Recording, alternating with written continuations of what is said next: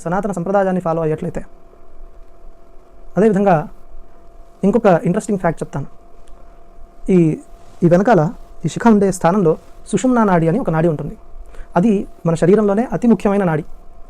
అది ఈ చిన్న మెదడు ఉంటుంది కదా, మన చిన్న మెదడు ఎక్కడ ఉంటుంది చెప్పండి? ఎక్కడైతే మన హిందువులు శిఖ పెట్టుకుంటారో ఆ ప్రదేశంలో చిన్న మెదడు ఉంటుంది. ఆ చిన్న మెదడుకి సుషుమ్నా నాడి అనేది ఒకటి కనెక్ట్ అయి ఉంటుంది. కనుకనే అది కనుక అక్కడ కనుక మీరు శిఖ పెట్టుకున్నట్లయితే ఆ సుషుమ్నా నాడికి ఎప్పుడు కూడా వేడి తగులుతూ ఉంటుంది. మన శరీరంలో ఉండేటువంటి శీతోష్ణాలను సమం చేసేటువంటి శక్తి ఈ శిఖకి ఉంటుంది. ఏ విధంగా ఆ సుషుమ్నా నాడి ద్వారా చేసేటువంటి శక్తి ఉంటుంది. అలాగే ఆ సుషుమ్నా నాడి ద్వారానే మన మనస్సు, బుద్ధి, ఇంద్రియాలు అన్నిటినీ కూడా ఆ శిఖ కంట్రోల్ చేస్తుంది. అదేవిధంగా ఇక ఈ తాంత్రిక విషయాలన్నీ చూసుకుంటే అవి ఏం చెప్తున్నాయంటే, తంత్రశాస్త్రాలన్నీ కూడా ఏం చెప్తున్నాయంటే, నువ్వు శిఖ ముడి వేసుకున్నప్పుడు ఆ జటలో రుద్రుడు ఉంటాడు. నువ్వు జపం చేసేటప్పుడు, ధ్యానం చేసేటప్పుడు, తపస్సు చేసేటప్పుడు, యజ్ఞాలు చేసేటప్పుడు, పూజలు చేసేటప్పుడు, స్తోత్ర పారాయణలు చేసేటప్పుడు, ఏ మంచి కార్యం చేసేటప్పుడైనా సరే ఆ రుద్రుడు నీ జటలో ఉంటాడు. ఎప్పుడు కూడా మన చుట్టూ నెగిటివ్, పాజిటివ్ ఎనర్జీ అనేటువంటివి రెండు ఎనర్జీస్ ఉంటాయి. అందులో మనకి నెగిటివ్ అనేది ఎప్పుడు వద్దు, పాజిటివ్ అనేది కావాలి. ఇప్పుడు మనం దైవత్వం, రాక్షసత్వం అనే వాటిని పక్కన పెడదాం. పాజిటివ్, నెగిటివ్ ఎనర్జీ అనేవి మనకి సైంటిఫిక్గా ప్రూవ్ అయినవే కదా, వాటిని మనం నమ్మచ్చు. సో ఈ పాజిటివ్ ఎనర్జీ అనేది మన దగ్గర ఎప్పుడు ఉండాలి. నెగిటివ్ ఎనర్జీ అనే దాన్ని మనం పక్కకి తోసేయాలి అంటే అది మనకి ఉండాలి. ఆ శిఖ బంధనం చేసి మనం ఉంచుకోవాలి ఎప్పుడు కూడా. ఈ తంత్రశాస్త్రం చెప్పినటువంటి విషయం అన్నమాట ఇది. అందులో రుద్రుడు ఉంటాడు కనుక నీ దగ్గరికి ఏ రాక్షస బాధలు కూడా రావు అని ఇక్కడ స్పష్టంగా చెప్తున్నారు. అదేవిధంగా ఇందాక చెప్పుకున్నట్లు ఈ మనస్సు, బుద్ధి, ఇంద్రియాలు, జ్ఞానేంద్రియాలు ఉంటాయి కదా, వీటన్నిటినీ కూడా ఈ శిఖ కంట్రోల్ చేయగలదు. అలాగే ఒంట్లో ఉన్నటువంటి శీతోష్ణాలను కంట్రోల్ చేయగలదు. ఈ శక్తి దీనికి ఉంది. అదేవిధంగా మన కర్తవ్యాన్ని ఇది గుర్తు చేస్తూ ఉంటుంది. మన బుద్ధిని ఇది కంట్రోల్ చేస్తుంది కదా, కంట్రోల్ చేస్తూ మన యొక్క కర్తవ్యాన్ని ఇది నిర్దేశిస్తూ ఉంటుంది, ఇది గుర్తు చేస్తూ ఉంటుంది. నువ్వు ఈ పని చేయాలి, నువ్వు కంట్రోల్గా ఉండు, నువ్వు ఈ సమయంలో నిద్రపోకూడదు. ఈ విధంగా ఆ బుద్ధిని అది కంట్రోల్ చేస్తూ మన కర్తవ్యాన్ని అది నిర్దేశిస్తూ ఉంటుంది. మన కర్తవ్యాన్ని అది ఉత్తేజపరుస్తూ ఉంటుంది మనల్ని ఎప్పుడు కూడా. అది ఉంటూ కూడా మీరు గమనించండి, ఈ శిఖావంతులు ఎవరైతే ఉంటారో వాళ్ళ జీవనశైలికి, అది లేని వారి జీవనశైలికి చాలా వ్యత్యాసం ఉంటుంది. ఈ మాట నేను ఎందుకు చెప్తున్నానంటే, ఇది కేవలం వైదికులు పెట్టుకునేది కదా, వేదశాస్త్రాలు చదువుకునే వాళ్ళు పెట్టుకునేది, బ్రాహ్మణులు పెట్టుకునేది కనుక వాళ్ళ జీవనశైలి ఏదో ఎలాగూ వేరుగా ఉంటుంది అని మీరు అనుకోవచ్చు. అలా అనుకుంటే మీరు పొరబడట్టే. ఎందుకంటే మీరు ఈ మహారాష్ట్ర సైడ్ కానీ ఈ నార్త్ సైడ్ వెళ్తే చాలామంది ఈ శిఖ పెట్టుకుని ఉంటారు. మీరు ఎందుకు శిఖ పెట్టుకున్నారు అంటే, మీరు బ్రాహ్మణులు కాదు, మీరు వేదం చదవట్లేదు, మీరు సంప్రదాయకులు కాదు, ఎందుకు మీరు శిఖ పెట్టుకున్నారు అంటే మేము హిందువులం అని చెప్తారు. మాకు హిందూ శాస్త్రాలు చెప్తున్నాయి, మేము హిందుత్వవాదాన్ని మేము నమ్మేటువంటి వాళ్ళం కనుక మాకు ఈ సనాతన ధర్మం చెప్పినటువంటి విజ్ఞానం మీద మాకు నమ్మకం ఉంది కనుక మేము పెట్టుకుంటున్నామని చెప్పి స్పష్టంగా చెప్తారు వాళ్ళు. అంటే మనం పెట్టుకోకపోతే మనకి నమ్మకం లేదని కదా అర్థం. ఇప్పుడు విజ్ఞానం ఉంది లేదు అనేటువంటివి చర్చగా మనం తీసుకుని చేసినట్లయితే మనకే తెలుస్తుంది దాని సమాధానం. మనం పెట్టుకోవాలా, అవసరం లేదా, పెట్టుకోవాలంటే ఎందుకు పెట్టుకోవాలి, ఎప్పుడు కూడా ప్రశ్నించాలి. అనుమానం అనే నీళ్లు పోసినప్పుడు జ్ఞానం అనే చెట్టు పెరుగుతుంది. ఇది నేను చెప్పింది, మీరు కావాలంటే రాసుకోండి. అనుమానం అనే నీళ్లు పోసినప్పుడు జ్ఞానం అనే చెట్టు పెరుగుతుంది. కనుక ఈ అనుమానాలు ఎప్పుడు పుడుతుండాలి, ప్రశ్నించాలి. కేనోపనిషత్తు అని ఒక ఉపనిషత్తు ఉంది, అది ప్రశ్నించడం ద్వారా పుట్టినటువంటిది. ప్రశ్నోపనిషత్తు, ఇవన్నీ కూడా ప్రశ్నించడం ద్వారా పుట్టినటువంటివి. ప్రశ్నిస్తే సమాధానం వస్తుంది, ఆ సమాధానం వస్తే మనశ్శాంతి కలుగుతుంది. మన సమాధానం కోసమే కదా వెతికేది. ఎప్పుడు జరుగుతుంది ఏదైనా పని కావాలి, ఎప్పుడు జరుగుతుంది మనకు సమాధానం కావాలి, వెంటనే బయలుదేరుతాం యుద్ధానికి వెళ్ళినట్లు. ఆ విధంగా ప్రశ్నలు సంధించాలి, అనుమానాలని మనం పెంచుకోవాలి. అనుమానం పెనుభూతం అంటారు, అనుమానాన్ని వెంటనే తీర్చేసుకోవాలి. ఈ విధమైనటువంటి అనుమానాలు ఉంటే ఇది విజ్ఞానం అవునా కాదా మీరు చేయండి, రీసెర్చ్ చేయండి, పరిశోధన చేయండి. చాలా వాటి మీద చేస్తారు కదా, చేసిన వాటి మీద మళ్ళీ చేస్తుంటారు. చేయని విషయాల మీద చేయండి, చేసి చెప్తే లోకానికి మంచిది కదా, తెలియని వాళ్ళు తెలుసుకుంటారు ఎంతోమంది, వాళ్ళందరికీ మనం ఎందుకు చెప్పకూడదు. కనుక ఈ విజ్ఞానాన్ని మనం తెలుసుకునే ప్రయత్నం చేస్తూ అందులో అంతర్భాగం అయిపోవాలి మనం కూడా. ఈ సనాతన సంప్రదాయం చెప్పినటువంటి ఆ విజ్ఞానాన్ని మనం ఓన్ చేసుకుంటూ మనం అందులో అంతర్భాగం అయిపోవాలి. మనమందరం కూడా శిఖం ధరించడంలో తప్పే ఉంది. ఇప్పుడు ఒకరెవరైనా గడం పెట్టుకోవడానికి భయపడుతున్నాడా, ఇంకోటి చేయడానికి భయపడుతున్నాడా, సిగ్గుపడుతున్నాడా? లేదు. అవమానపడుతున్నాడా? లేదు. కానీ కేవలం మనలో మాత్రం ఈ విధమైనటువంటి ఒక భావజాలం వచ్చేసింది. అందుకు కారణాలు కూడా లేకపోలేదు. చరిత్రలో వీటిని తుడిపేసేందుకు చాలా ప్రయత్నం చేశారు. ఎవరైతే శిఖావంతులు ఉంటారో వాళ్ళని మొట్టమొదటిగా చంపమని చెప్పి ఆదేశించిన రాజులు ఉన్నారు. చరిత్రలో జరిగితే మనకి తెలుస్తుంది. ఆ చరిత్రలో చూస్తే మన మీద జరిగినటువంటి దాష్టికం ఏమిటి, మనకు కలిగినటువంటి దౌర్భాగ్యం ఏమిటి అనేటువంటి తెలుస్తుంది. కానీ ఆ రోజులు పోయినాయి. ఇప్పుడు తిరిగి మన దాన్ని మనం సరి చేసుకునే స్థితిలోకి మనం రావాలి. మన జ్ఞానాన్ని, మన విజ్ఞానాన్ని, మన సంప్రదాయాలను, మన సనాతన ధర్మాన్ని వీటన్నిటిని కూడా పోషించుకునే స్థితికి మనం రావాలి. అంటే ఆ ధర్మాచరణలో మనం కూడా అంతర్భాగం అయిపోవాలి. ఈ శిఖ ధరించడం, బొట్టు పెట్టుకోవడం, పంచకట్టు, ఇవన్నీ కూడా ప్రతి ఒక్క విషయానికి కూడా విజ్ఞానం కలిగి ఉన్నది. కలిగి లేకపోతే మీరే చెప్పండి, దీంట్లో ఇది లేదు, ఇది ఉంది అని అంటున్న వాళ్ళని వెక్కిరించక్కర్లేదు, వాళ్ళని తిట్టక్కర్లేదు. కనుక ఇది అందరికీ సంబంధించిన విషయం. ఈ మహారాష్ట్ర వైపు పెడితే వీళ్ళందరూ కూడా పెట్టుకుంటూ ఉంటారు కదా శిఖ. కనుక వాళ్ళంతా హిందువులు, వాళ్ళంతా సనాతన సంప్రదాయాన్ని ఫాలో అయ్యేటువంటి వాళ్ళంతా కూడా మనం అవుతున్నాం. కానీ ఇటువంటి ముఖ్యమైన విషయాలను మనం వదిలేస్తున్నాం. ఇది ముఖ్యమైన విషయం ఎందుకు ఇంత నొక్కి చెప్పాల్సి వస్తుందంటే ఇక్కడ నేను ఇంకొక పాయింట్ చెప్పదలిచాను. అదేంటంటే ఇక్కడ ఈ సహస్రారం ఉంది కదా, ఈ సహస్రారం చనిపోయేటప్పుడు ఎవరైతే చనిపోయిన వాళ్ళు ఉంటారో వాళ్ళకి ఈ సహస్రారం నుంచి ప్రాణం పోతుంది. అది అందరికీ జరగదు. చాలా సాధన చేసినటువంటి వాళ్ళకి మాత్రమే జరుగుతుంది. లేదంటే ఏదో ఒక రంధ్రం నుంచి, నవరంధ్రాలు ఉంటాయి కదా మనకి, ఆ నవరంధ్రాల్లో ఏదో ఒక రంధ్రం నుంచి ప్రాణం పోతుంది. ఈ సహస్రారం నుంచి ప్రాణం పోయే వాళ్ళు చాలా తక్కువ ఉంటారు. దానికోసం తపస్సు చేసుకుంటారు. అయితే ఇక్కడ ఎవరైతే ఈ శిఖా, అది అందరికీ జరగదు. చాలా సాధన చేసినటువంటి వాళ్ళకి మాత్రమే జరుగుతుంది. లేదంటే ఏదో ఒక రంధ్రం నుంచి, నవరంధ్రాలు ఉంటాయి కదా మనకి, ఆ నవరంధ్రాల్లో ఏదో ఒక రంధ్రం నుంచి ప్రాణం పోతుంది. ఈ సహస్రారం నుంచి ప్రాణం పోయే వాళ్ళు చాలా తక్కువ మంది ఉంటారు. దానికోసం తపస్సులు చేసుకుంటారు. అయితే ఇక్కడ ఎవరైతే ఈ శిఖావంతులు ఉంటారో ఆ శిఖావంతులకి అక్కడ దశమరంధ్రం ఉంటుంది, 10వ రంధ్రం ఉంటుంది అని చెప్పి యోగశాస్త్రం చెబుతుంది.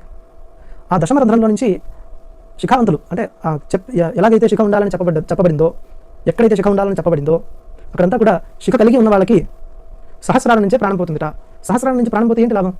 వాళ్ళకి మోక్షం వస్తుంది, వాళ్ళకి మోక్షం వస్తుందని చెప్పి చెప్పారు. ముక్తి వస్తే మళ్ళీ జన్మ అనేది ఉండదు, ఈ సైకిల్ ఉండదు, ఈ జన్మ సైకిల్ ఉండదు. కనుక ఈ శిఖ యొక్క గొప్పతనం ఏమిటి, దీని యొక్క అగత్యం ఏమిటి, మనం ఎందుకు ధరించాలి అనేటువంటి విషయాల మీద నేను ఇప్పుడు మాట్లాడాను. మీకు అందరికీ నచ్చిందని నేను అనుకుంటున్నాను. నచ్చితే కనుక మీరందరూ కూడా ఖచ్చితంగా శిఖను ధరించాలి. మనమంతా కూడా హిందువులుగా ఉన్నందుకు, సనాతన ధర్మీయులుగా ఉన్నందుకు గర్వించాలి. ఎందుకంటే ప్రపంచంలో ఎన్నో దేశాలు ఉన్నాయి. అందులో మనం ఇక్కడ ఎందుకు జన్మించాలి? లక్షల కోట్ల జీవరాశులు ఉన్నాయి. వాటిలో మనిషిగానే ఎందుకు పుట్టాలి? పుట్టిన భారతదేశంలో ఎందుకు జన్మించాలి? జన్మించిన సనాతన ధర్మీయులుగా ఎందుకు జన్మించాలి? జన్మించినప్పటికీ మనం ఈ మాటలు ఎందుకు మాట్లాడుకోవాలి? ఈ విషయాలు ఎందుకు తెలుసుకోవాలి? అంటే మనకి ఎక్కడో ఎవ్వరికీ లేనంత సంస్కారం, ఎవ్వరికీ లేనంత పుణ్యము మనకుంది కాబట్టి మనం ఈ విషయాల గురించి మాట్లాడుకుంటున్నాం, ఈ విషయాలు తెలుసుకుంటున్నాం. కనుక ప్రతి ఒక్కరూ శిఖను ధరించడానికి, బొట్టు పెట్టుకోవడానికి, పంచకట్టు కట్టుకోవడానికి ఎవరు కూడా సిగ్గుపడద్దు. ఖచ్చితంగా ధరించండి. హిందువులుగా జీవించేందుకు, సనాతన ధర్మీయులుగా జీవించేందుకు గర్వించండి అని చెప్తూ ఈరోజు యొక్క సుభాషిత శ్లోకంలోకి వెళదాము. అన్నదానం పరందానం విద్యాదానం. సనాతన సంప్రదాయాన్ని ఫాలో అయ్యేట్లయితే, అదేవిధంగా ఇంకొక ఇంట్రెస్టింగ్ ఫ్యాక్ట్ చెప్తాను. ఈ వెనకాల ఈ శిఖ ఉండే స్థానంలో సుషుమ్నా నాడి అని ఒక నాడి ఉంటుంది. అది మన శరీరంలోనే అతి ముఖ్యమైన నాడి. అది ఈ చిన్న మెదడు ఉంటుంది కదా, మన చిన్న మెదడు ఎక్కడ ఉంటుంది చెప్పండి?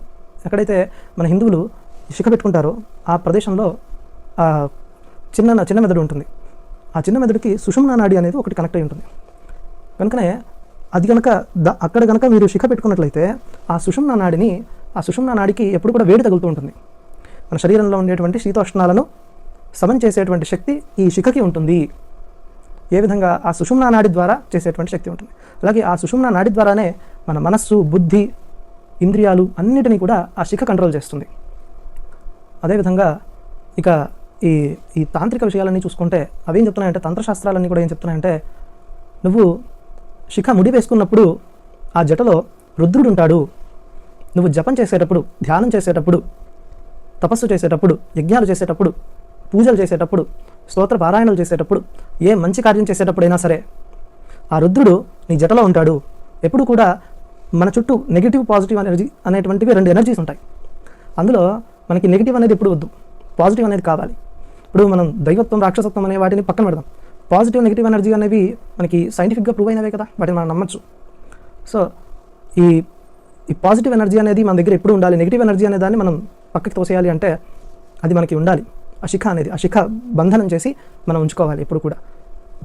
ఈ తంత్రశాస్త్రం చెప్పినటువంటి విషయం అన్నమాట ఇది. అందులో రుద్రుడు ఉంటాడు కనుక నీ దగ్గరికి ఏ రాక్షస బాధలు కూడా రావు అని ఇక్కడ స్పష్టంగా చెప్తున్నారు. అదేవిధంగా ఇందాక చెప్పుకున్నట్లు ఈ మనస్సు, బుద్ధి, ఇంద్రియాలు, జ్ఞానేంద్రియాలు ఉంటాయి కదా, వీటన్నిటినీ కూడా ఈ శిఖ కంట్రోల్ చేయగలదు. అలాగే ఒంట్లో ఉన్నటువంటి శీతోష్ణాలను కంట్రోల్ చేయగలదు. ఈ శక్తి దీనికి ఉంది. అదేవిధంగా మన కర్తవ్యాన్ని ఇది గుర్తు చేస్తూ ఉంటుంది. మన బుద్ధిని ఇది కంట్రోల్ చేస్తుంది కదా, కంట్రోల్ చేస్తూ మన యొక్క కర్తవ్యాన్ని ఇది నిర్దేశిస్తూ ఉంటుంది, ఇది గుర్తు చేస్తూ ఉంటుంది. నువ్వు ఈ పని చేయాలి, నువ్వు కంట్రోల్గా ఉండు, నువ్వు ఈ సమయంలో నిద్రపోకూడదు. ఈ విధంగా ఆ బుద్ధిని అది కంట్రోల్ చేస్తూ మన కర్తవ్యాన్ని అది నిర్దేశిస్తూ ఉంటుంది. మన కర్తవ్యాన్ని అది ఉత్తేజపరుస్తూ ఉంటుంది మనల్ని ఎప్పుడు కూడా. అది ఉంటూ కూడా మీరు గమనించండి, ఈ శిఖావంతులు ఎవరైతే ఉంటారో వాళ్ళ జీవనశైలికి అది లేని వారి జీవనశైలికి చాలా వ్యత్యాసం ఉంటుంది. ఈ మాట నేను ఎందుకు చెప్తున్నానంటే, ఇది కేవలం వైదికులు పెట్టుకునేది కదా, వేదశాస్త్రాలు చదువుకునే వాళ్ళు పెట్టుకునేది, బ్రాహ్మణులు పెట్టుకునేది, కనుక వాళ్ళ జీవనశైలి ఏదో ఎలాగూ వేరుగా ఉంటుంది అని మీరు అనుకోవచ్చు. అలా అనుకుంటే మీరు పొరబడట్టే. ఎందుకంటే మీరు ఈ మహారాష్ట్ర సైడ్ కానీ ఈ నార్త్ సైడ్ వెళ్తే చాలామంది ఈ శిఖ పెట్టుకుని ఉంటారు. వాళ్ళు మీరు ఎందుకు శిఖ పెట్టుకున్నారు అంటే, మీరు బ్రాహ్మణులు కాదు, మీరు వేదం చదవట్లేదు, మీరు సంప్రదాయకులు కాదు, ఎందుకు మీరు శిఖ పెట్టుకున్నారు అంటే మేము హిందువులం అని చెప్తారు. మాకు హిందూ శాస్త్రాలు చెప్తున్నాయి, మేము హిందుత్వవాదాన్ని మేము నమ్మేటువంటి వాళ్ళం, కనుక మాకు ఈ సనాతన ధర్మం చెప్పినటువంటి విజ్ఞానం మీద మాకు నమ్మకం ఉంది, కనుక మేము పెట్టుకుంటున్నామని చెప్పి స్పష్టంగా చెప్తారు వాళ్ళు. అంటే మనం పెట్టుకోకపోతే మనకి నమ్మకం లేదని కదా అర్థం. ఇప్పుడు విజ్ఞానం ఉంది లేదు అనేటువంటివి చర్చగా మనం తీసుకుని చేసినట్లయితే మనకే తెలుస్తుంది దాని సమాధానం. మనం పెట్టుకోవాలా, అవసరం లేదా, పెట్టుకోవాలంటే ఎందుకు పెట్టుకోవాలి, ఎప్పుడు కూడా ప్రశ్నించాలి. అనుమానం అనే నీళ్లు పోసినప్పుడు జ్ఞానం అనే చెట్టు పెరుగుతుంది. ఇది నేను చెప్పింది, మీరు కావాలంటే రాసుకోండి. అనుమానం అనే నీళ్లు పోసినప్పుడు జ్ఞానం అనే చెట్టు పెరుగుతుంది. కనుక ఈ అనుమానాలు ఎప్పుడు పుడుతుండాలి, ప్రశ్నించాలి. కేనోపనిషత్తు అని ఒక ఉపనిషత్తు ఉంది, అది ప్రశ్నించడం ద్వారా పుట్టినటువంటిది. ప్రశ్నోపనిషత్తు, ఇవన్నీ కూడా ప్రశ్నించడం ద్వారా పుట్టినటువంటివి. ప్రశ్నిస్తే సమాధానం వస్తుంది, ఆ సమాధానం వస్తే మనశ్శాంతి కలుగుతుంది. మన సమాధానం కోసమే కదా వెతికేది. ఎప్పుడు జరుగుతుంది ఏదైనా పని కావాలి, ఎప్పుడు జరుగుతుంది మనకు సమాధానం కావాలి, వెంటనే బయలుదేరుతాం యుద్ధానికి వెళ్ళినట్లు. ఆ విధంగా ప్రశ్నలు సంధించాలి, అనుమానాలని మనం పెంచుకోవాలి. అనుమానం పెనుభూతం అంటారు, అనుమానాన్ని వెంటనే తీర్చేసుకోవాలి. ఈ విధమైనటువంటి అనుమానాలు ఉంటే ఇది విజ్ఞానం అవునా కాదా మీరు చేయండి, రీసెర్చ్ చేయండి, పరిశోధన చేయండి. చాలా వాటి మీద చేస్తారు కదా, చేసిన వాటి మీద మళ్ళీ చేస్తుంటారు. చేయని విషయాల మీద చేయండి, చేసి చెప్తే లోకానికి మంచిది కదా, తెలియని వాళ్ళు తెలుసుకుంటారు ఎంతోమంది, వాళ్ళందరికీ మనం ఎందుకు చెప్పకూడదు. కనుక ఈ విజ్ఞానాన్ని మనం తెలుసుకునే ప్రయత్నం చేస్తూ అందులో అంతర్భాగం అయిపోవాలి. మనం కూడా ఈ సనాతన సంప్రదాయం చెప్పినటువంటి ఆ విజ్ఞానాన్ని మనం ఓన్ చేసుకుంటూ మనం అందులో అంతర్భాగం అయిపోవాలి. మనమందరం కూడా శిఖం ధరించడంలో తప్పే ఉంది. ఇప్పుడు ఒకడెవరైనా గడం పెట్టుకోవడానికి భయపడుతున్నాడా, ఇంకోటి చేయడానికి భయపడుతున్నాడా, సిగ్గుపడుతున్నాడా, లేదు. అవమానపడుతున్నాడా, లేదు. కానీ కేవలం మనలో మాత్రం ఈ విధమైనటువంటి ఒక భావజాలం వచ్చేసింది. అందుకు కారణాలు కూడా లేకపోలేదు. చరిత్రలో వీటిని తుడిపేసేందుకు చాలా ప్రయత్నం చేశారు. ఎవరైతే శిఖావంతులు ఉంటారో వాళ్ళని మొట్టమొదటిగా చంపమని చెప్పి ఆదేశించిన రాజులు ఉన్నారు. చరిత్రలో చదివితే మనకు తెలుస్తుంది. ఆ చరిత్రలో చూస్తే మన మీద జరిగినటువంటి దాష్టికం ఏమిటి, మనకు కలిగినటువంటి దౌర్భాగ్యం ఏమిటి అనేటువంటి తెలుస్తుంది. కానీ ఆ రోజులు పోయినాయి. ఇప్పుడు తిరిగి మన దాన్ని మనం సరి చేసుకునే స్థితిలోకి మనం రావాలి. మన జ్ఞానాన్ని, మన విజ్ఞానాన్ని, మన సంప్రదాయాలను, మన సనాతన ధర్మాన్ని వీటన్నిటిని కూడా పోషించుకునే స్థితికి మనం రావాలి. అంటే ఆ ధర్మాచరణలో మనం కూడా అంతర్భాగం అయిపోవాలి. ఈ శిఖ ధరించడం, బొట్టు పెట్టుకోవడం, పంచకట్టు, ఇవన్నీ కూడా ప్రతి ఒక్క విషయానికి కూడా విజ్ఞానం కలిగి ఉన్నది. కలిగి లేకపోతే మీరే చెప్పండి, దీంట్లో ఇది లేదు, ఇది ఉంది అని అంటున్న వాళ్ళని వెక్కిరించక్కర్లేదు, వాళ్ళని తిట్టక్కర్లేదు. కనుక ఇది అందరికీ సంబంధించిన విషయం. ఈ మహారాష్ట్ర వైపు పెడితే వీళ్ళందరూ కూడా పెట్టుకుంటూ ఉంటారు శిఖ. కనుక వాళ్ళంతా హిందువులు, వాళ్ళంతా సనాతన సంప్రదాయాన్ని ఫాలో అయ్యేటువంటి వాళ్ళంతా కూడా మనము అవుతున్నాం. కానీ ఇటువంటి ముఖ్యమైన విషయాలను మనం వదిలేస్తున్నాం. ఇది ముఖ్యమైన విషయం అని ఎందుకు ఇంత నొక్కి చెప్పాల్సి వస్తుందంటే, ఇక్కడ నేను ఇంకొక పాయింట్ చెప్పదలిచాను. అదేంటంటే, ఇక్కడ ఈ సహస్రారం ఉంది కదా, ఈ సహస్రారం చనిపోయేటప్పుడు ఎవరైతే చనిపోయిన వాళ్ళు ఉంటారో వాళ్ళకి ఈ సహస్రారం నుంచి ప్రాణం పోతుంది. అది అందరికీ జరగదు, చాలా సాధన చేసినటువంటి వాళ్ళకి మాత్రమే జరుగుతుంది. లేదంటే ఏదో ఒక రంధ్రం నుంచి, నవరంధ్రాలు ఉంటాయి మనకి, ఆ నవరంధ్రాల్లో ఏదో ఒక రంధ్రం నుంచి ప్రాణం పోతుంది. ఈ సహస్రారం నుంచి ప్రాణం పోయే వాళ్ళు చాలా తక్కువ ఉంటారు, దానికోసం తపస్సులు చేసి పెట్టుకుంటారు. అయితే ఇక్కడ ఎవరైతే ఈ శిఖా, అది అందరికీ జరగదు, చాలా సాధన చేసినటువంటి వాళ్ళకి మాత్రమే జరుగుతుంది. లేదంటే ఏదో ఒక రంధ్రం నుంచి, నవరంధ్రాలు ఉంటాయి మనకి, ఆ నవరంధ్రాల్లో ఏదో ఒక రంధ్రం నుంచి ప్రాణం పోతుంది. ఈ సహస్రారం నుంచి ప్రాణం పోయే వాళ్ళు చాలా తక్కువ మంది ఉంటారు, దానికోసం తపస్సులు చేసి పెట్టుకుంటారు. అయితే ఇక్కడ ఎవరైతే ఈ శిఖావంతులు ఉంటారో ఆ శిఖావంతులకి అక్కడ దశమరంధ్రం ఉంటుంది, 10వ రంధ్రం ఉంటుంది అని చెప్పి యోగశాస్త్రం చెబుతుంది. ఆ దశమరంధ్రంలో నుంచి శిఖావంతులు అంటే ఎలాగైతే శిఖ ఉండాలని చెప్పబడిందో, ఎక్కడైతే శిఖ ఉండాలని చెప్పబడిందో అక్కడంతా కూడా శిఖ కలిగి ఉన్న వాళ్ళకి సహస్రారం నుంచే ప్రాణం పోతుందిట. సహస్రారం నుంచి ప్రాణం పోతే ఏంటి లాభం, వాళ్ళకి మోక్షం వస్తుంది, వాళ్ళకి మోక్షం వస్తుందని చెప్పి చెప్పారు. ముక్తి వస్తే మళ్ళీ జన్మ అనేది ఉండదు, ఈ సైకిల్ ఉండదు, ఈ జన్మ సైకిల్ ఉండదు. కనుక ఈ శిఖ యొక్క గొప్పతనం ఏమిటి, దీని యొక్క అగత్యం ఏమిటి, మనం ఎందుకు ధరించాలి అనేటువంటి విషయాల మీద నేను ఇప్పుడు మాట్లాడాను. మీకు అందరికీ నచ్చిందని నేను అనుకుంటున్నాను. నచ్చితే కనుక మీరందరూ కూడా ఖచ్చితంగా శిఖను ధరించాలి. మనమంతా కూడా హిందువులుగా ఉన్నందుకు, సనాతన ధర్మీయులుగా ఉన్నందుకు గర్వించాలి. ఎందుకంటే ప్రపంచంలో ఎన్నో దేశాలు ఉన్నాయి, అందులో మనం ఇక్కడే ఎందుకు జన్మించాలి? లక్షల కోట్ల జీవరాశులు ఉన్నాయి, వాటిలో మనిషిగానే ఎందుకు పుట్టాలి? పుట్టిన భారతదేశంలో ఎందుకు జన్మించాలి? జన్మించిన సనాతన ధర్మీయుడిగా ఎందుకు జన్మించాలి? జన్మించినప్పటికీ మనం ఈ మాటలు ఎందుకు మాట్లాడుకోవాలి? ఈ విషయాలు ఎందుకు తెలుసుకోవాలి? అంటే మనకి ఎక్కడో ఎవ్వరికీ లేనంత సంస్కారం, ఎవ్వరికీ లేనంత పుణ్యము మనకుంది కాబట్టి మనం ఈ విషయాల గురించి మాట్లాడుకుంటున్నాం, ఈ విషయాలు తెలుసుకుంటున్నాం. కనుక ప్రతి ఒక్కరూ శిఖను ధరించడానికి, బొట్టు పెట్టుకోవడానికి, పంచకట్టు కట్టుకోవడానికి ఎవరు కూడా సిగ్గుపడద్దు. ఖచ్చితంగా ధరించండి. హిందువులుగా జీవించేందుకు, సనాతన ధర్మీయులుగా జీవించేందుకు గర్వించండి అని చెప్తూ ఈరోజు యొక్క సుభాషిత శ్లోకంలోకి వెళదాము. అన్నదానం పరందానం విద్యాదానం. సనాతన సంప్రదాయాన్ని ఫాలో అయ్యేట్లయితే, అదేవిధంగా ఇంకొక ఇంట్రెస్టింగ్ ఫ్యాక్ట్ చెప్తాను. ఈ వెనకాల ఈ శిఖ ఉండే స్థానంలో సుషుమ్నా నాడి అని ఒక నాడి ఉంటుంది. అది మన శరీరంలోనే అతి ముఖ్యమైన నాడి. అది ఈ చిన్న మెదడు ఉంటుంది కదా, మన చిన్న మెదడు ఎక్కడ ఉంటుంది చెప్పండి? ఎక్కడైతే మన హిందువులు శిఖ పెట్టుకుంటారో ఆ ప్రదేశంలో చిన్న మెదడు ఉంటుంది. ఆ చిన్న మెదడుకి సుషుమ్నా నాడి అనేది ఒకటి కనెక్ట్ అయి ఉంటుంది. కనుకనే అది కనుక అక్కడ కనుక మీరు శిఖ పెట్టుకున్నట్లయితే ఆ సుషుమ్నా నాడికి ఎప్పుడు కూడా వేడి తగులుతూ ఉంటుంది. మన శరీరంలో ఉండేటువంటి శీతోష్ణాలను సమం చేసేటువంటి శక్తి ఈ శిఖకి ఉంటుంది. ఏ విధంగా? ఆ సుషుమ్నా నాడి ద్వారా చేసేటువంటి శక్తి ఉంటుంది. అలాగే ఆ సుషుమ్నా నాడి ద్వారానే మన మనస్సు, బుద్ధి, ఇంద్రియాలు అన్నిటినీ కూడా ఆ శిఖ కంట్రోల్ చేస్తుంది. అదేవిధంగా ఇక ఈ తాంత్రిక విషయాలన్నీ చూసుకుంటే అవేం చెప్తున్నాయంటే, తంత్రశాస్త్రాలన్నీ కూడా ఏం చెప్తున్నాయంటే, నువ్వు శిఖ ముడి వేసుకున్నప్పుడు ఆ జటలో రుద్రుడు ఉంటాడు. నువ్వు జపం చేసేటప్పుడు, ధ్యానం చేసేటప్పుడు, తపస్సు చేసేటప్పుడు, యజ్ఞాలు చేసేటప్పుడు, పూజలు చేసేటప్పుడు, స్తోత్ర పారాయణలు చేసేటప్పుడు, ఏ మంచి కార్యం చేసేటప్పుడైనా సరే ఆ రుద్రుడు నీ జటలో ఉంటాడు. ఎప్పుడు కూడా మన చుట్టూ నెగిటివ్, పాజిటివ్ ఎనర్జీ అనేటువంటివి రెండు ఎనర్జీస్ ఉంటాయి. అందులో మనకి నెగిటివ్ అనేది ఎప్పుడు వద్దు, పాజిటివ్ అనేది కావాలి. ఇప్పుడు మనం దైవత్వం, రాక్షసత్వం అనే వాటిని పక్కన పెడదాం.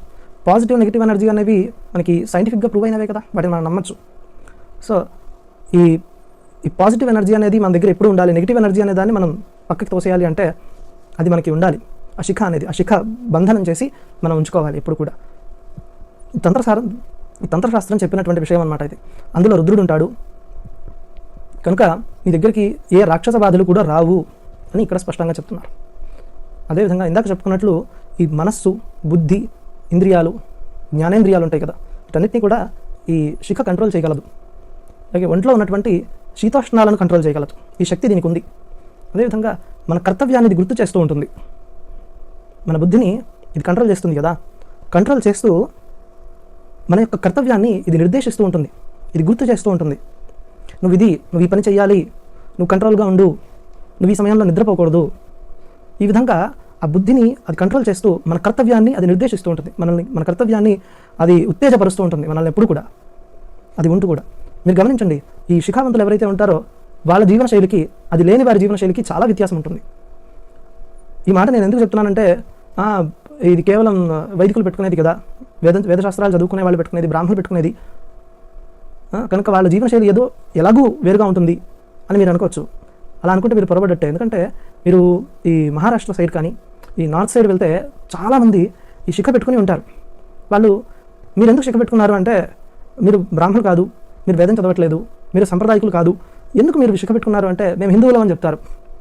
మాకు హిందూ శాస్త్రాలు చెప్తున్నాయి, మేము హిందుత్వవాదాన్ని మేము నమ్మేటువంటి వాళ్ళం, కనుక మాకు ఈ సనాతన ధర్మం చెప్పినటువంటి విజ్ఞానం మీద మాకు నమ్మకం ఉంది కనుక మేము పెట్టుకుంటున్నామని చెప్పి స్పష్టంగా చెప్తారు వాళ్ళు. అంటే మనం పెట్టుకోకపోతే మనకి నమ్మకం లేదని కదా అర్థం. ఇప్పుడు విజ్ఞానం ఉంది లేదు అనేటువంటివి చర్చగా మనం తీసుకుని చేసినట్లయితే మనకే తెలుస్తుంది దాని సమాధానం. మనం పెట్టుకోవాలా, అవసరం లేదా, పెట్టుకోవాలంటే ఎందుకు పెట్టుకోవాలి, ఎప్పుడు కూడా ప్రశ్నించాలి. అనుమానం అనే నీళ్లు పోసినప్పుడు జ్ఞానం అనే చెట్టు పెరుగుతుంది. ఇది నేను చెప్పింది, మీరు కావాలంటే రాసుకోండి. అనుమానం అనే నీళ్లు పోసినప్పుడు జ్ఞానం అనే చెట్టు పెరుగుతుంది. కనుక ఈ అనుమానాలు ఎప్పుడు పుడుతుండాలి, ప్రశ్నించాలి. కేనోపనిషత్తు అని ఒక ఉపనిషత్తు ఉంది, అది ప్రశ్నించడం ద్వారా పుట్టినటువంటిది. ప్రశ్నోపనిషత్తు, ఇవన్నీ కూడా ప్రశ్నించడం ద్వారా పుట్టినటువంటివి. ప్రశ్నిస్తే సమాధానం వస్తుంది, ఆ సమాధానం వస్తే మనశ్శాంతి కలుగుతుంది. మన సమాధానం కోసమే కదా వెతికేది. ఎప్పుడు జరుగుతుంది, ఏదైనా పని కావాలి, ఎప్పుడు జరుగుతుంది, మనకు సమాధానం కావాలి, వెంటనే బయలుదేరుతాం యుద్ధానికి వెళ్ళినట్లు. ఆ విధంగా ప్రశ్నలు సంధించాలి, అనుమానాలని మనం పెంచుకోవాలి. అనుమానం పెనుభూతం అంటారు, అనుమానాన్ని వెంటనే తీర్చేసుకోవాలి. ఈ విధమైనటువంటి అనుమానాలు ఉంటే ఇది విజ్ఞానం అవునా కాదా మీరు చేయండి, రీసెర్చ్ చేయండి, పరిశోధన చేయండి. చాలా వాటి మీద చేస్తారు కదా, చేసిన వాటి మీద మళ్ళీ మళ్ళీ చేస్తుంటారు. చేయని విషయాల మీద చేయండి, చేసి చెప్తే లోకానికి మంచిది కదా, తెలియని వాళ్ళు తెలుసుకుంటారు ఎంతోమంది, వాళ్ళందరికీ మనం ఎందుకు చెప్పకూడదు?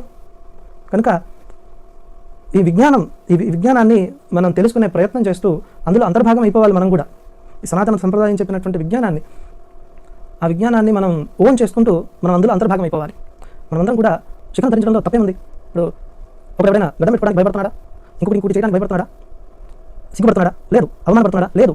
కానీ కేవలం మనలో మాత్రం ఈ విధమైనటువంటి ఒక భావజాలం వచ్చేసింది. అందుకు కారణాలు కూడా లేకపోలేదు. చరిత్రలో వీటిని తుడిపేసేందుకు చాలా ప్రయత్నం చేశారు. ఎవరైతే శిఖావంతులు ఉంటారో వాళ్ళని మొట్టమొదటిగా చంపమని చెప్పి ఆదేశించిన రాజులు ఉన్నారు. చరిత్రలో చదివితే మనకి తెలుస్తుంది. ఆ చరిత్రలో చూస్తే మన మీద జరిగినటువంటి దాష్టికం ఏమిటి, మనకు కలిగినటువంటి దౌర్భాగ్యం ఏమిటి అనేటువంటి తెలుస్తుంది. కానీ ఆ రోజులు పోయినాయి. ఇప్పుడు తిరిగి మన దాన్ని మనం సరి చేసుకునే స్థితిలోకి మనం రావాలి. మన జ్ఞానాన్ని, మన విజ్ఞానాన్ని, మన సంప్రదాయాలను, మన సనాతన ధర్మాన్ని వీటన్నిటిని కూడా పోషించుకునే స్థితికి మనం రావాలి. అంటే ఆ ధర్మాచరణలో మనం కూడా అంతర్భాగం అయిపోవాలి. ఈ శిఖ ధరించడం, బొట్టు పెట్టుకోవడం, పంచకట్టు, ఇవన్నీ కూడా ప్రతి ఒక్క విషయానికి కూడా విజ్ఞానం కలిగి ఉన్నది. కలిగి లేకపోతే మీరే చెప్పండి, దీంట్లో ఇది లేదు, ఇది ఉంది అని అంటున్న వాళ్ళని వెక్కిరించక్కర్లేదు, వాళ్ళని తిట్టక్కర్లేదు. కనుక ఇది అందరికీ సంబంధించిన విషయం. ఈ మహారాష్ట్ర వైపు పెడితే వీళ్ళందరూ కూడా పెట్టుకుంటూ ఉంటారు కదా శిఖ.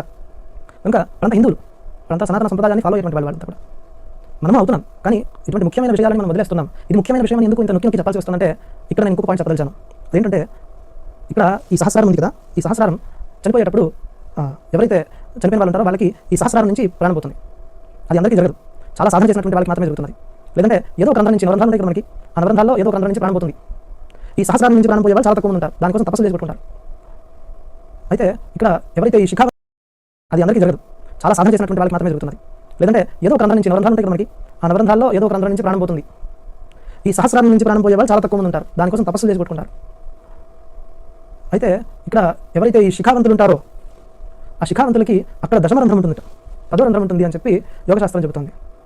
ఆ దశమరంధ్రంలో నుంచి శిఖావంతులు అంటే ఎలాగైతే శిఖ ఉండాలని చెప్పబడిందో, ఎక్కడైతే శిఖ ఉండాలని చెప్పబడిందో అక్కడంతా కూడా శిఖ కలిగి ఉన్న వాళ్ళకి సహస్రాల నుంచే ప్రాణం పోతుందిట. సహస్రాల నుంచి ప్రాణం పోతే ఏంటి లాభం? వాళ్ళకి మోక్షం వస్తుంది, వాళ్ళకి మోక్షం వస్తుందని చెప్పి చెప్పారు. ముక్తి వస్తే మళ్ళీ జన్మ అనేది ఉండదు, ఈ సైకిల్ ఉండదు, ఈ జన్మ సైకిల్ ఉండదు. కనుక ఈ శిఖ యొక్క గొప్పతనం ఏమిటి, దీని యొక్క అగత్యం ఏమిటి, మనం ఎందుకు ధరించాలి అనేటువంటి విషయాల మీద నేను ఇప్పుడు మాట్లాడాను. మీకు అందరికీ నచ్చిందని నేను అనుకుంటున్నాను. నచ్చితే కనుక మీరందరూ కూడా ఖచ్చితంగా శిఖను ధరించాలి. మనమంతా కూడా హిందువులుగా ఉన్నందుకు, సనాతన ధర్మీయులుగా ఉన్నందుకు గర్వించాలి. ఎందుకంటే ప్రపంచంలో ఎన్నో దేశాలు ఉన్నాయి, అందులో మనం ఇక్కడే ఎందుకు జన్మించాలి? లక్షల కోట్ల జీవరాశులు ఉన్నాయి, వాటిలో మనిషిగానే ఎందుకు పుట్టాలి? పుట్టిన భారతదేశంలో ఎందుకు జన్మించాలి? జన్మించిన సనాతన ధర్మీయుడిగా ఎందుకు జన్మించాలి? జన్మించినప్పటికీ మనం ఈ మాటలు ఎందుకు మాట్లాడుకోవాలి? ఈ విషయాలు ఎందుకు తెలుసుకోవాలి? అంటే మనకి ఎక్కడో ఎవ్వరికీ లేనంత సంస్కారం, ఎవ్వరికీ లేనంత పుణ్యము మనకుంది కాబట్టి మనం ఈ విషయాల గురించి మాట్లాడుకుంటున్నాం, ఈ విషయాలు తెలుసుకుంటున్నాం. కనుక ప్రతి ఒక్కరూ శిఖను ధరించడానికి, బొట్టు పెట్టుకోవడానికి, పంచకట్టు కట్టుకోవడానికి ఎవరు కూడా సిగ్గుపడద్దు. ఖచ్చితంగా ధరించండి. హిందువులుగా జీవించేందుకు, సనాతన ధర్మీయులుగా జీవించేందుకు గర్వించండి అని చెప్తూ ఈరోజు యొక్క సుభాషిత శ్లోకంలోకి వెళదాము. అన్నదానం పరందానం విద్యాదానం. సనాతన సంప్రదాయాన్ని ఫాలో అయ్యేట్లయితే అదేవిధంగా ఇంకొక ఇంట్రెస్టింగ్ ఫ్యాక్ట్ చెప్తాను. ఈ వెనకాల ఈ శిఖ ఉండే స్థానంలో సుషుమ్నా నాడి అని ఒక నాడి ఉంటుంది. అది మన శరీరంలోనే అతి ముఖ్యమైన నాడి. అది ఈ చిన్న మెదడు ఉంటుంది కదా, మన చిన్న మెదడు ఎక్కడ ఉంటుంది చెప్పండి? ఎక్కడైతే మన హిందువులు శిఖ పెట్టుకుంటారో ఆ ప్రదేశంలో చిన్న మెదడు ఉంటుంది. ఆ చిన్న మెదడుకి సుషుమ్నా నాడి అనేది ఒకటి కనెక్ట్ అయి ఉంటుంది. కనుకనే అది కనుక అక్కడ కనుక మీరు శిఖ పెట్టుకున్నట్లయితే ఆ సుషుమ్నా నాడికి ఎప్పుడు కూడా వేడి తగులుతూ ఉంటుంది. మన శరీరంలో ఉండేటువంటి శీతోష్ణాలను సమం చేసేటువంటి శక్తి ఈ శిఖకి ఉంటుంది. ఏ విధంగా? ఆ సుషుమ్నా నాడి ద్వారా చేసేటువంటి శక్తి ఉంటుంది. అలాగే ఆ సుషుమ్నా నాడి ద్వారానే మన మనస్సు, బుద్ధి, ఇంద్రియాలు అన్నిటినీ కూడా ఆ శిఖ కంట్రోల్ చేస్తుంది. అదేవిధంగా ఇక ఈ తాంత్రిక విషయాలన్నీ చూసుకుంటే అవేం చెప్తున్నాయంటే, తంత్రశాస్త్రాలన్నీ కూడా ఏం చెప్తున్నాయంటే, నువ్వు శిఖ ముడి వేసుకున్నప్పుడు ఆ జటలో రుద్రుడు ఉంటాడు. నువ్వు జపం చేసేటప్పుడు, ధ్యానం చేసేటప్పుడు, తపస్సు చేసేటప్పుడు, యజ్ఞాలు చేసేటప్పుడు, పూజలు చేసేటప్పుడు, స్తోత్ర పారాయణలు చేసేటప్పుడు, ఏ మంచి కార్యం చేసేటప్పుడైనా సరే ఆ రుద్రుడు నీ జటలో ఉంటాడు. ఎప్పుడు కూడా మన చుట్టూ నెగిటివ్, పాజిటివ్ ఎనర్జీ అనేటువంటివి 2 ఎనర్జీస్ ఉంటాయి. అందులో మనకి నెగిటివ్ అనేది ఎప్పుడు వద్దు, పాజిటివ్ అనేది కావాలి. ఇప్పుడు మనం దైవత్వం, రాక్షసత్వం అనే వాటిని పక్కన పెడదాం. పాజిటివ్, నెగిటివ్ ఎనర్జీ అనేవి మనకి సైంటిఫిక్గా ప్రూవ్ అయినవే కదా, వాటిని మనం నమ్మచ్చు. సో ఈ పాజిటివ్ ఎనర్జీ అనేది మన దగ్గర ఎప్పుడు ఉండాలి. నెగిటివ్ ఎనర్జీ అనే దాన్ని మనం పక్కకి తోసేయాలి అంటే అది మనకి ఉండాలి. ఆ శిఖ బంధనం చేసి మనం ఉంచుకోవాలి ఎప్పుడు కూడా. ఈ తంత్రశాస్త్రం చెప్పినటువంటి విషయం అన్నమాట ఇది. అందులో రుద్రుడు ఉంటాడు, కనుక నీ దగ్గరికి ఏ రాక్షస బాధలు కూడా రావు అని ఇక్కడ స్పష్టంగా చెప్తున్నారు. అదేవిధంగా ఇందాక చెప్పుకున్నట్లు ఈ మనస్సు, బుద్ధి, ఇంద్రియాలు, జ్ఞానేంద్రియాలు ఉంటాయి కదా, వీటన్నిటినీ కూడా ఈ శిఖ కంట్రోల్ చేయగలదు. అలాగే ఒంట్లో ఉన్నటువంటి శీతోష్ణాలను కంట్రోల్ చేయగలదు. ఈ శక్తి దీనికి ఉంది. అదేవిధంగా మన కర్తవ్యాన్ని ఇది గుర్తు చేస్తూ ఉంటుంది. మన బుద్ధిని ఇది కంట్రోల్ చేస్తుంది కదా, కంట్రోల్ చేస్తూ మన యొక్క కర్తవ్యాన్ని ఇది నిర్దేశిస్తూ ఉంటుంది, ఇది గుర్తు చేస్తూ ఉంటుంది. నువ్వు ఈ పని చేయాలి, నువ్వు కంట్రోల్గా ఉండు, నువ్వు ఈ సమయంలో నిద్రపోకూడదు. ఈ విధంగా ఆ బుద్ధిని అది కంట్రోల్ చేస్తూ మన కర్తవ్యాన్ని అది నిర్దేశిస్తూ ఉంటుంది. మన కర్తవ్యాన్ని అది ఉత్తేజపరుస్తూ ఉంటుంది మనల్ని ఎప్పుడు కూడా. అది ఉంటూ కూడా మీరు గమనించండి, ఈ శిఖావంతులు ఎవరైతే ఉంటారో వాళ్ళ జీవనశైలికి అది లేని వారి జీవనశైలికి చాలా వ్యత్యాసం ఉంటుంది. ఈ మాట నేను ఎందుకు చెప్తున్నానంటే, ఇది కేవలం వైదికులు పెట్టుకునేది కదా, వేదశాస్త్రాలు చదువుకునే వాళ్ళు పెట్టుకునేది, బ్రాహ్మణులు పెట్టుకునేది, కనుక వాళ్ళ జీవనశైలి ఏదో ఎలాగూ వేరుగా ఉంటుంది అని మీరు అనుకోవచ్చు. అలా అనుకుంటే మీరు పొరబడట్టే. ఎందుకంటే మీరు ఈ మహారాష్ట్ర సైడ్ కానీ ఈ నార్త్ సైడ్ వెళ్తే చాలామంది ఈ శిఖ పెట్టుకుని ఉంటారు. వాళ్ళు మీరు ఎందుకు శిఖ పెట్టుకున్నారు అంటే, మీరు బ్రాహ్మణులు కాదు, మీరు వేదం చదవట్లేదు, మీరు సంప్రదాయకులు కాదు, ఎందుకు మీరు శిఖ పెట్టుకున్నారు అంటే మేము హిందువులం అని చెప్తారు. మాకు హిందూ శాస్త్రాలు చెప్తున్నాయి, మేము హిందుత్వవాదాన్ని మేము నమ్మేటువంటి వాళ్ళం, కనుక మాకు ఈ సనాతన ధర్మం చెప్పినటువంటి విజ్ఞానం మీద మాకు నమ్మకం ఉంది, కనుక మేము పెట్టుకుంటున్నామని చెప్పి స్పష్టంగా చెప్తారు వాళ్ళు. అంటే మనం పెట్టుకోకపోతే మనకి నమ్మకం లేదని కదా అర్థం. ఇప్పుడు విజ్ఞానం ఉంది లేదు అనేటువంటివి చర్చగా మనం తీసుకుని చేసినట్లయితే మనకే తెలుస్తుంది దాని సమాధానం. మనం పెట్టుకోవాలా, అవసరం లేదా, పెట్టుకోవాలంటే ఎందుకు పెట్టుకోవాలి, ఎప్పుడు కూడా ప్రశ్నించాలి. అనుమానం అనే నీళ్లు పోసినప్పుడు జ్ఞానం అనే చెట్టు పెరుగుతుంది. ఇది నేను చెప్పింది, మీరు కావాలంటే రాసుకోండి. అనుమానం అనే నీళ్లు పోసినప్పుడు జ్ఞానం అనే చెట్టు పెరుగుతుంది. కనుక ఈ అనుమానాలు ఎప్పుడు పుడుతుండాలి, ప్రశ్నించాలి. కేనోపనిషత్తు అని ఒక ఉపనిషత్తు ఉంది, అది ప్రశ్నించడం ద్వారా పుట్టినటువంటిది. ప్రశ్నోపనిషత్తు, ఇవన్నీ కూడా ప్రశ్నించడం ద్వారా పుట్టినటువంటివి. ప్రశ్నిస్తే సమాధానం వస్తుంది, ఆ సమాధానం వస్తే మనశ్శాంతి కలుగుతుంది. మనం సమాధానం కోసమే కదా వెతికేది. ఎప్పుడు జరుగుతుంది, ఏదైనా పని కావాలి, ఎప్పుడు జరుగుతుంది, మనకు సమాధానం కావాలి, వెంటనే బయలుదేరుతాం యుద్ధానికి వెళ్ళినట్లు. ఆ విధంగా ప్రశ్నలు సంధించాలి, అనుమానాలని మనం పెంచుకోవాలి. అనుమానం పెనుభూతం అంటారు, అనుమానాన్ని వెంటనే తీర్చేసుకోవాలి. ఈ విధమైనటువంటి అనుమానాలు ఉంటే ఇది విజ్ఞానం అవునా కాదా మీరు చేయండి, రీసెర్చ్ చేయండి, పరిశోధన చేయండి. చాలా వాటి మీద చేస్తారు కదా, చేసిన వాటి మీద మళ్ళీ చేస్తుంటారు. చేయని విషయాల మీద చేయండి, చేసి చెప్తే లోకానికి మంచిది కదా, తెలియని వాళ్ళు తెలుసుకుంటారు ఎంతోమంది, వాళ్ళందరికీ మనం ఎందుకు చెప్పకూడదు. కనుక ఈ విజ్ఞానాన్ని మనం తెలుసుకునే ప్రయత్నం చేస్తూ అందులో అంతర్భాగం అయిపోవాలి. మనం కూడా ఈ సనాతన సంప్రదాయం చెప్పినటువంటి ఆ విజ్ఞానాన్ని మనం ఓన్ చేసుకుంటూ మనం అందులో అంతర్భాగం అయిపోవాలి. మనమందరం కూడా శిఖరం ధరించడంలో తప్పేముంది. ఇప్పుడు ఒకడెవరైనా గడ్డం పెట్టుకోవడానికి భయపడుతున్నాడా, ఇంకొకటి చేయడానికి భయపడుతున్నాడా, సిగ్గుపడుతున్నాడా, లేదు. అవమానపడుతున్నాడా, లేదు. కానీ కేవలం మనలో మాత్రం ఈ విధమైనటువంటి ఒక భావజాలం వచ్చేసింది. అందుకు కారణాలు కూడా లేకపోలేదు. చరిత్రలో వీటిని తుడిపేసేందుకు చాలా ప్రయత్నం చేశారు. ఎవరైతే శిఖావంతులు ఉంటారో వాళ్ళని మొట్టమొదటిగా చంపమని చెప్పి ఆదేశించిన రాజులు ఉన్నారు. చరిత్రను చదివితే మనకు తెలుస్తుంది. ఆ చరిత్రలో చూస్తే మన మీద జరిగినటువంటి దాష్టికం ఏమిటి, మనకు కలిగినటువంటి దౌర్భాగ్యం ఏమిటి అనేటువంటి తెలుస్తుంది. కానీ ఆ రోజులు పోయినాయి. ఇప్పుడు తిరిగి మన దాన్ని మనం సరి చేసుకునే స్థితిలోకి మనం రావాలి. మన జ్ఞానాన్ని, మన విజ్ఞానాన్ని, మన సంప్రదాయాలను, మన సనాతన ధర్మాన్ని వీటన్నిటిని కూడా పోషించుకునే స్థితికి మనం రావాలి. అంటే ఆ ధర్మాచరణలో మనం కూడా అంతర్భాగం అయిపోవాలి. ఈ శిఖ ధరించడం, బొట్టు పెట్టుకోవడం, పంచకట్టు, ఇవన్నీ కూడా ప్రతి ఒక్క విషయానికి కూడా విజ్ఞానం కలిగి ఉన్నది. కలిగి లేకపోతే మీరే చెప్పండి, దీంట్లో ఇది లేదు, ఇది ఉంది అని అంటున్న వాళ్ళని వెక్కిరించక్కర్లేదు, వాళ్ళని తిట్టక్కర్లేదు. కనుక ఇది అందరికీ సంబంధించిన విషయం. ఈ మహారాష్ట్ర వైపు పెడితే వీళ్ళందరూ కూడా పెట్టుకుంటూ ఉంటారు కదా శిఖ. కనుక వాళ్ళంతా హిందువులు, వాళ్ళంతా సనాతన సంప్రదాయాన్ని ఫాలో అయ్యేటువంటి వాళ్ళంతా కూడా మనము అవుతున్నాం. కానీ ఇటువంటి ముఖ్యమైన విషయాలను మనం వదిలేస్తున్నాం. ఇది ముఖ్యమైన విషయం ఎందుకు ఇంత నొక్కి చెప్పాల్సి వస్తుందంటే, ఇక్కడ నేను ఇంకొక పాయింట్ చెప్పదలిచాను. అదేంటంటే, ఇక్కడ ఈ సహస్రారం ఉంది కదా, ఈ సహస్రారం చనిపోయేటప్పుడు ఎవరైతే చనిపోయిన వాళ్ళు ఉంటారో వాళ్ళకి ఈ సహస్రారం నుంచి ప్రాణం పోతుంది. అది అందరికీ జరగదు, చాలా సాధన చేసినటువంటి వాళ్ళకి మాత్రమే జరుగుతుంది. లేదంటే ఏదో ఒక రంధ్రం నుంచి, నవరంధ్రాలు ఉంటాయి మనకి, ఆ నవరంధ్రాల్లో ఏదో ఒక రంధ్రం నుంచి ప్రాణం పోతుంది. ఈ సహస్రారం నుంచి ప్రాణం పోయే వాళ్ళు చాలా తక్కువ ఉంటారు, దానికోసం తపస్సులు చేసుకుంటారు. అయితే ఇక్కడ ఎవరైతే ఈ శిఖా, అది అందరికీ జరగదు, చాలా సాధన చేసినటువంటి వాళ్ళకి మాత్రమే జరుగుతుంది. లేదంటే ఏదో ఒక రంధ్రం నుంచి, నవరంధ్రాలు ఉంటాయి మనకి, ఆ నవరంధ్రాల్లో ఏదో ఒక రంధ్రం నుంచి ప్రాణం పోతుంది. ఈ సహస్రారం నుంచి ప్రాణం పోయే వాళ్ళు చాలా తక్కువ మంది ఉంటారు, దానికోసం తపస్సులు చేసి కొట్టుకుంటారు.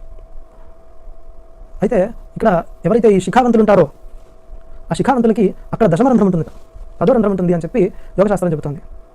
ఆ దశమరంధ్రంలో నుంచి శిఖావంతులు అంటే ఎలాగైతే శిఖ ఉండాలని చెప్పబడిందో, ఎక్కడైతే శిఖ ఉండాలని చెప్పబడిందో అక్కడంతా కూడా శిఖ కలిగి ఉన్న వాళ్ళకి సహస్రారం నుంచే ప్రాణం పోతుందిట. సహస్రారం నుంచి ప్రాణం పోతే ఏంటి లాభం, వాళ్ళకి మోక్షం వస్తుంది. వాళ్ళకి మోక్షం వస్తుందని చెప్పారు. ముక్తి వస్తే మళ్ళీ జన్మ అనేది ఉండదు, ఈ సైకిల్ ఉండదు, ఈ జన్మ సైకిల్ ఉండదు. కనుక ఈ శిఖ యొక్క గొప్పతనం ఏమిటి, దీని యొక్క అగత్యం ఏమిటి, మనం ఎందుకు ధరించాలి అనేటువంటి విషయాల మీద నేను ఇప్పుడు మాట్లాడాను. మీకు అందరికీ నచ్చిందని నేను అనుకుంటున్నాను. నచ్చితే కనుక మీరందరూ కూడా ఖచ్చితంగా శిఖను ధరించాలి. మనమంతా కూడా హిందువులుగా ఉన్నందుకు, సనాతన ధర్మీయులుగా ఉన్నందుకు గర్వించాలి. ఎందుకంటే ప్రపంచంలో ఎన్నో దేశాలు ఉన్నాయి, అందులో మనం ఇక్కడే ఎందుకు జన్మించాలి? లక్షల కోట్ల జీవరాశులు ఉన్నాయి, వాటిలో మనిషిగానే ఎందుకు పుట్టాలి? పుట్టిన భారతదేశంలో ఎందుకు జన్మించాలి? జన్మించిన సనాతన ధర్మీయుడిగా ఎందుకు జన్మించాలి?